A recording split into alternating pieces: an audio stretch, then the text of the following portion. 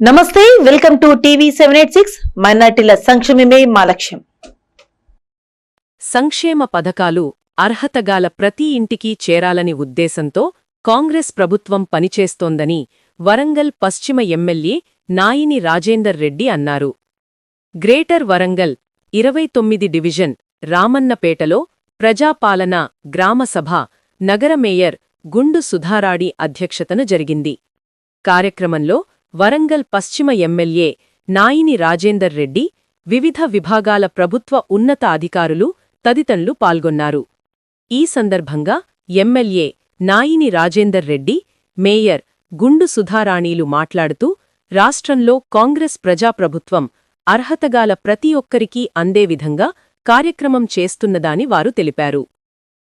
10 గ్రూపులకు ఒకరిని book keeper మీకు మా కార్పొరేషన్ పనులకే తీసుకుంటారు. హౌసింగ్ నుంచి వచ్చిన వాళ్ళు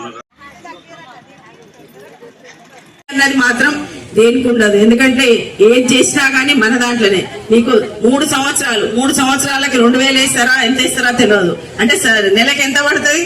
50 రూపాయలు కూడా పడదు కదా. అన్ని ఈజీగానే ఉంటది. దాన్ని మన ముఖ్యమంత్రి రేవంత్ రెడ్డి గారు వారి ఆలోచన నిజంగా కూడా ఉదయాన లేస్తే సామాన్యునికి ప్రతి స్కీము కింది స్థాయి వరకు చేరే విధంగా ఉండాలనే ఆలోచన తాపత్రయంతో ప్రతిదీ కూడా నిర్ణయం తీసుకుంటూ ఉంటారు. వారు ఏదో ఓ కార్యక్రమం తీసుకున్నాంలే, ఓ 4 కార్యకర్తలకో వాళ్లకో వీళ్లకో ఇచ్చి వదిలేసుకుంటే పని అయిపోతుంది అని ఆలోచన తీరే చేసేవారు కాదు. గ్రామ స్థాయిలో ప్రతి ఒక్కరికి గతం చనిపోతేనే మాకు ఇంకోరికి వస్తుందని చెప్పి ఎదురు చూసేది. ఆ ఊర్లో సర్పంచ్ గాని, ఊర్లో కార్పొరేటరే గాని సిటీలా ఈ ప్రోగ్రాం ఉన్నది మీటింగ్లకు రా, ఆ ప్రోగ్రాం ఉన్నది మీటింగ్లకు రాండి అని అంటే ప్రజలు వాళ్ళ వెంబడి పడిపోయేది.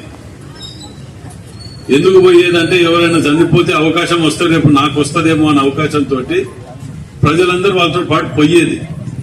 రాజశేఖర రెడ్డి గారు వచ్చిన తర్వాత, కాంగ్రెస్ పాలన 2004లో వచ్చిన తర్వాత అధికారులని ఇంటింటికి వెళ్లి ఎవరెవరు అర్హులు, నా కులం చూడలేదు,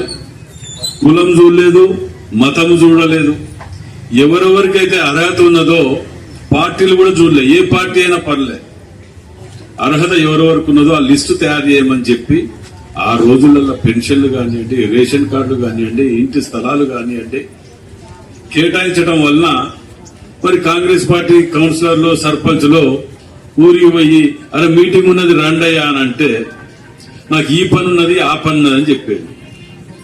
అరే నీకు మొన్ననే ఇల్లు ఇచ్చిన కదా, లేకపోతే ఇంకోటి ఇచ్చిన కదా, రావా అన్నయ్య అంటే నువ్వు ఇచ్చినది క్లీన్ చేసుకోవాల్సిన బాధ్యత మనది. దానికి ఒక రేట్ ఫిక్స్ చేస్తాము. ఆ రేటు కౌన్సిల్ ద్వారా ఫిక్స్ చేయడం జరిగింది. ఇది 3 సంవత్సరాలకు ఒకసారి చేసుకోవడం కాబట్టి దానికి ఏ రేట్ ఫిక్స్ చేసిందో దాని ద్వారా మీరు ఆ సెప్టిక్ ట్యాంక్ క్లీనింగ్ అన్నది చేసుకోవాలి. అదే విధంగా ప్రతి ఒక్కరు కూడా ప్రతి దాంట్లో కూడా ఇన్వాల్వ్ కావాల్సిన అవసరం ఉన్నదని మీకు తెలియజేసుకుంటూ ఈ అవకాశం ఇచ్చినందుకు ధన్యవాదాలు. ఇవి ఇప్పుడు అప్డేట్స్. మరిన్ని అప్డేట్స్ కోసం స్టే ట్యూన్డ్ విత్ టీవీ 786.